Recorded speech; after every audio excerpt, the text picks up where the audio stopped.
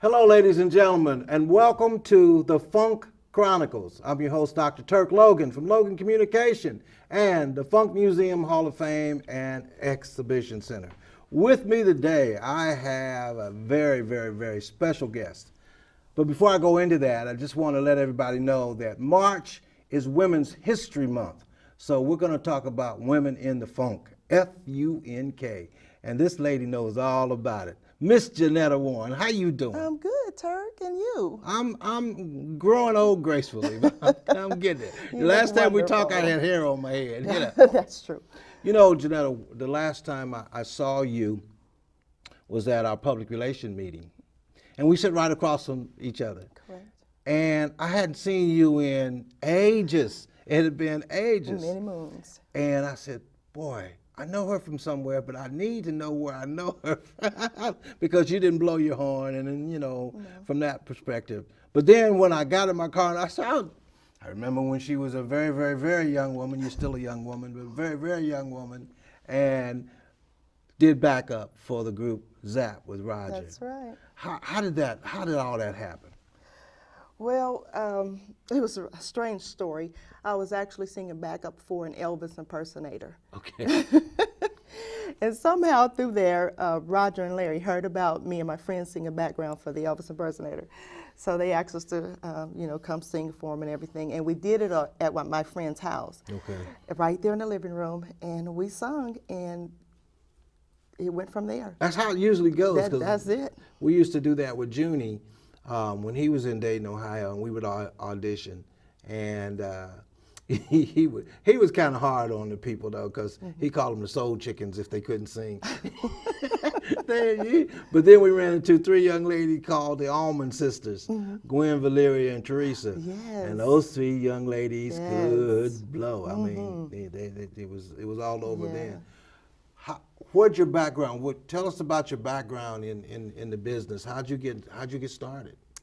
Well, I started singing in high school choirs. From kindergarten on up. I always sung throughout grade school. 3 different choirs when I was in high school.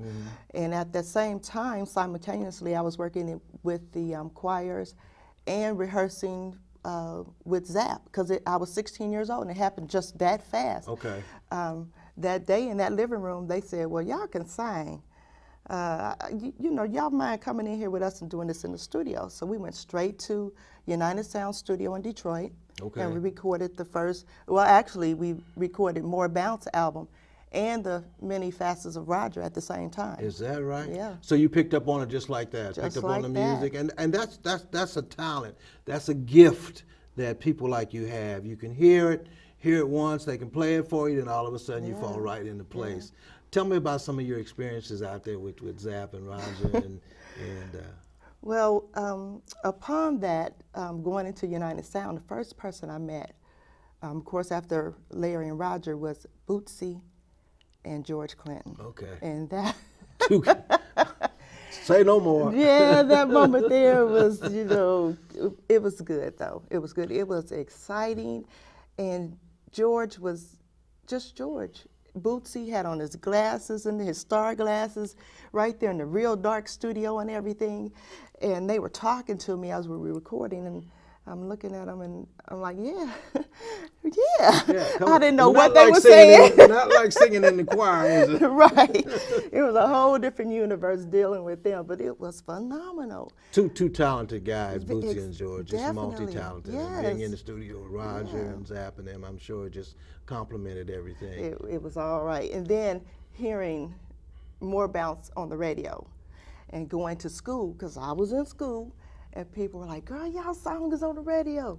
That made you feel good, didn't it? It did, but I was like, oh yeah, I got to get to class. Right. Okay. Well, sometimes when you're in that situation, the two don't quite mix. Exactly. They don't mix. Exactly. Entertainment and education sometimes, especially at a young age. They were so much more excited than I was. Exactly. I was thinking, I got to get, okay, that's good, but I got to get to the next class. So yeah. One thing I do always remember about you from the standpoint of just watching you grow in the industry, you've always been grounded. And that's important because the businesses can be overwhelming within itself, and I'm sure you experienced. How long were you on the road with the guys? For 5 years. See, and during that time, you're still here, you're a mother of 2 boys, you're raising your sons, your wife, you have a regular day job, and you're still grounded. Yes. And I asked you before the show, had you done anything since you left the group? And how long have you been away from the group? What, 35 years? It's been that long? Yeah. Oh my goodness. Well, afterwards, after I left ZAP in '85, in just a few months after that, I did the Shirley Murdoch debut down at Jilly's. Okay. And actually, I was the only other female that sung on her debut album. Is that right? Yeah, so that's exciting. Have you had any urge in the last 35 years to go back in the studio or to write music or to do anything yourself? I've done all of that immediately following leaving ZAP, but I did a lot of recording and everything, and I actually did background singing for local artists, things like that. But after that, it was just being focused in being a good wife and then a good mother and raising them properly. So I didn't have that urge until recently. I didn't think I wanted it again. Okay. I went through a lot of things out there on the road, as many people do, but I like I said, dealing with my husband and my children and all Your that husband was wonderful in the things. group as well? And I married Michael Warren. Okay. Yeah, the trumpet player for ZAP. Okay. He was out of Cincinnati, so Okay. he was one of the guys. But recently, Greg Jackson, lead singer, frontman for ZAP. He's with ZAP right now. Okay. And he has his own thing called the Greg Jackson Experience. Okay. And I am now singing with him. Me, Oh, Bad good. Bobby Glover. Yeah. Okay, Eddie I talked to Barber. Bobby Glover last year, and he was getting ready to retire from teaching, I believe, in Yes, Cincinnati. he retired. Right. So I kind of keep up.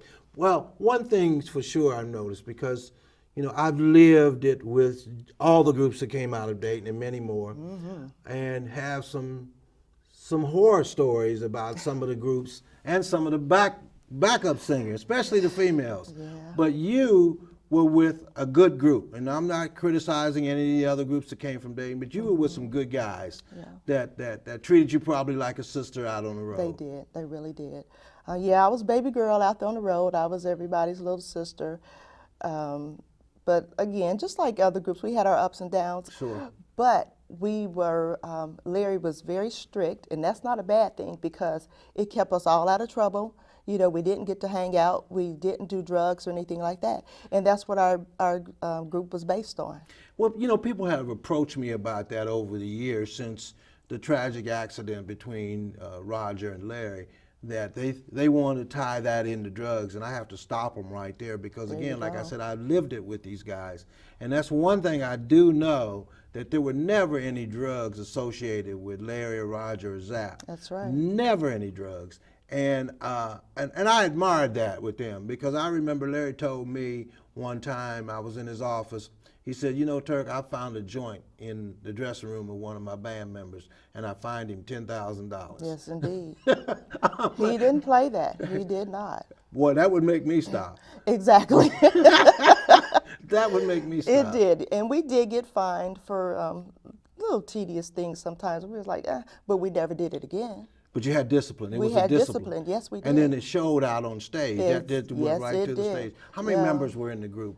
I think it was 10 of us. 10 of you on stage, And okay. we rehearsed like 10 and 12 hours a day, sometimes 14, 16 hours a day.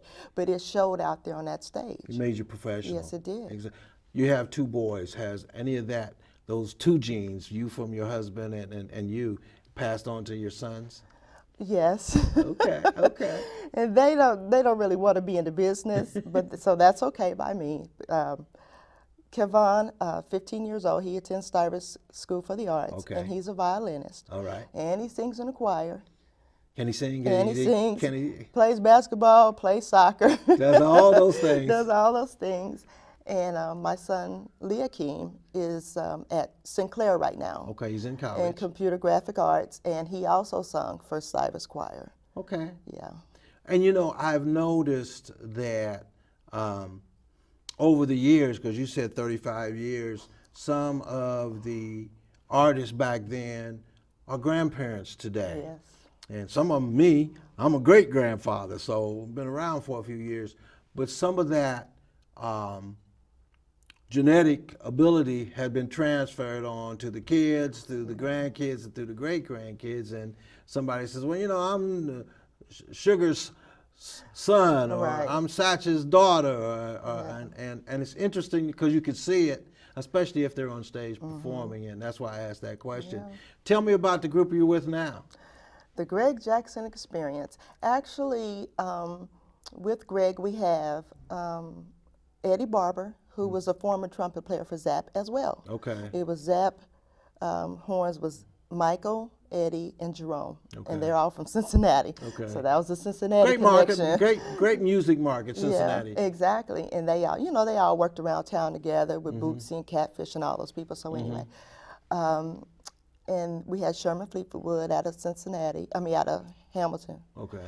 And with the Greg Jackson Experience, we also picked up Gordon Hicklin, who used to actually be the road manager for Bootsy. And we got Tim Abrams from New Horizon. Remember Okay. New Horizons? I remember that. Yeah. Had their own album. And so album out. what kind of music we doing? It's a mixture of funk. We got a little bit of jazz. We got a little blues. We got a little bit of some of everything in So there. are you singing any leads? Not yet, no. Okay, well, let's hope so that you get out I there. will. I Good, will. good. People will hear me, and I'm in the studio right now. Excellent. Working with another Zapp former trumpet player, Robert Sine. Okay. He's Robert Kumbas. Okay, I remember So- him. I remember him. So I'm working with him, and he's a jazz artist, though. Okay, good, Local good. jazz artist, and he's doing his thing. He So got getting a mixture of everything. I'm getting, yeah. Excellent. Yeah. Ladies and gentlemen, you're listening to the Funk Chronicles with your host, Dr. Turk Logan. This is Women's History Month, and we're very, very honored and proud to have a great musician and a very talented young lady and a dear friend, Jannetta Warren, who sang backup for the worldwide group Zapp. Did you ever go overseas with any? I did not. You didn't? I didn't, and that was something too. As soon as I left the group, of course, they went over to Japan and Europe and all these places. Right, right. But contrary to popular belief, it was me. I was the only girl in the band in Zapp for the first 5 years. You know, it's an interesting story that only I could tell, because the former president of Central State University, Dr. Arthur Thomas, I worked with him for 10 years of his tenure as president. And one of his stories is he was in Japan in a club where Roger and Zapp were performing, and they came up to him, and he just had the best time because he loved that group. He and Larry being a graduate of Central State, and he and Larry were very close over the years. And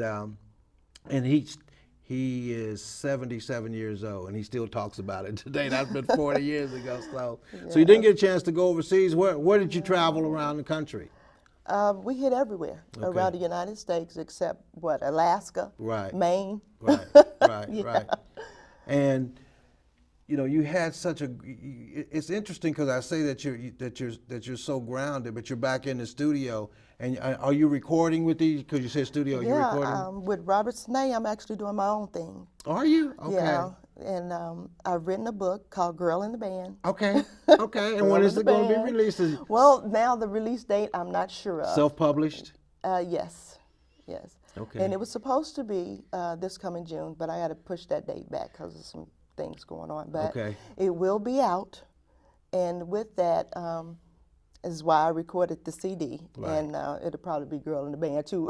Okay. Okay. Well, that's good. That's good. Yeah. Keep Girl in the Band. Yeah, I'm doing and, my and thing you so talk people will about know. your experiences with the group and Yes, everything. And definitely. well, that's a good thing because you know black women and when I worked at Central State from 1986 to 2009, and during that 23 years, I also taught at Wilberforce University. Of the 2,500 young people that came through me from both universities, 2,400 of them were women. Okay. 2,400 of them were women. Yeah. Amazing. Great. And so much talent that just needed to be molded and directed into their particular their careers and whatnot. And it was such a great time seeing children like Omarosa come from Youngstown and come through Central State University and then become what she's becoming right now. Strong woman. Strong woman. And right now she's an ordained minister in out in Hollywood. And she calls me Dad, so we talk a lot. And so that book would fit exactly, if I'm hearing what you're saying, for some of these young women, if that's the direction that you're saying. Yeah, I have a lot of life lessons in there, especially for these young girls who think it's just a walk in the park. Oh, I'm going to be a singer. They want to be in the videos and all that kind of stuff. And I'm telling them exactly how it was out there on the road and how it is today, because I still keep connected. I still talk to people out there on the road.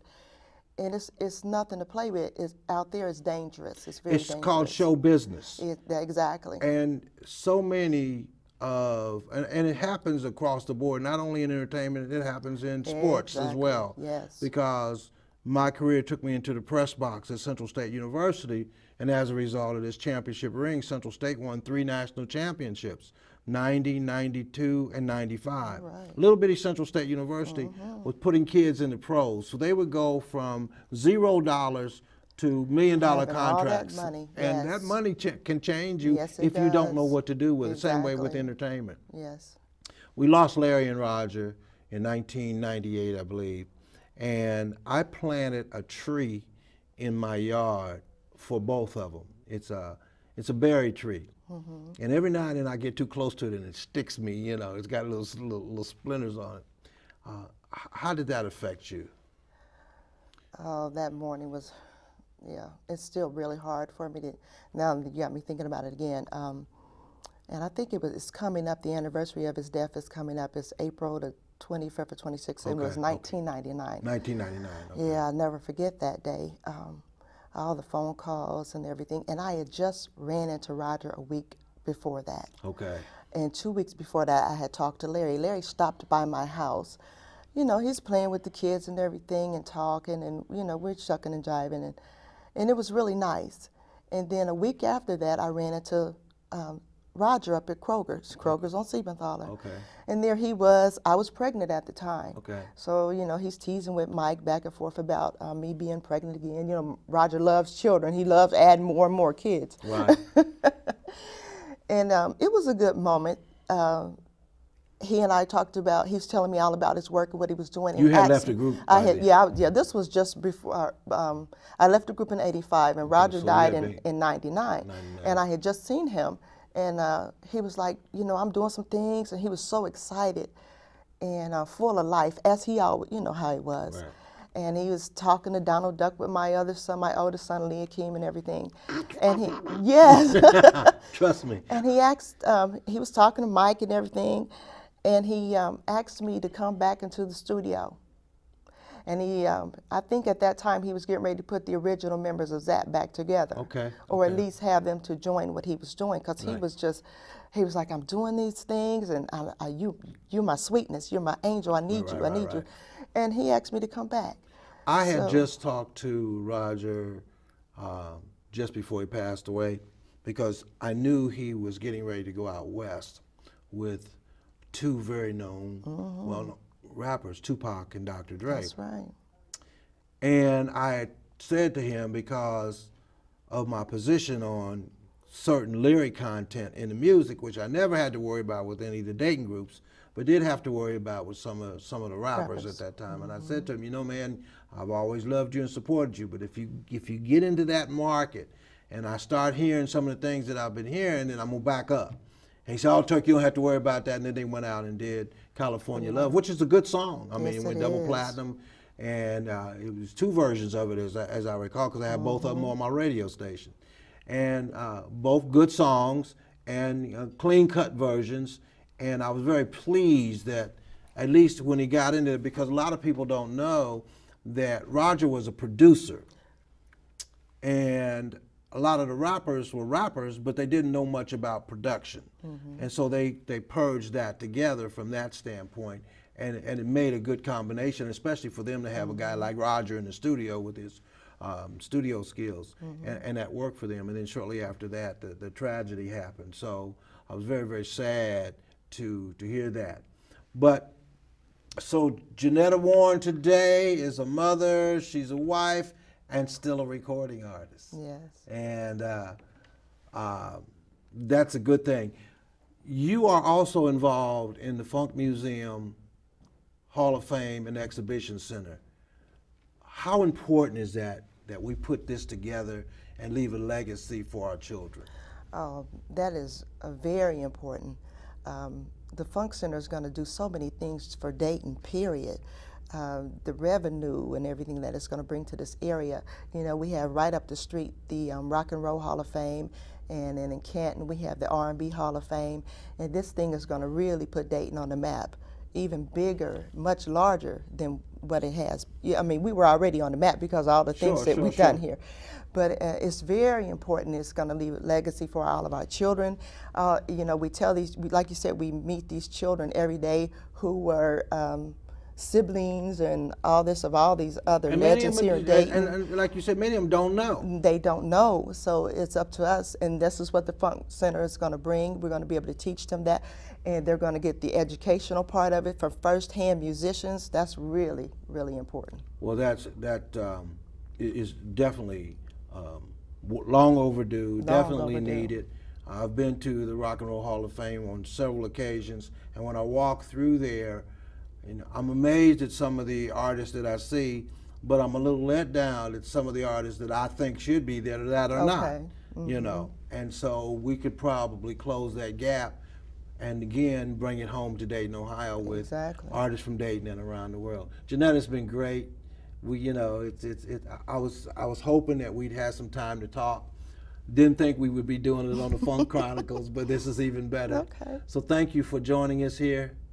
Ladies and gentlemen, we've been talking to Miss Jannetta Warren, former backup singer with the worldwide renowned group Zap featuring Roger, and I'm Turk Logan for the Funk Chronicles from the Dayton Music Hall of Fame and Exhibition Center.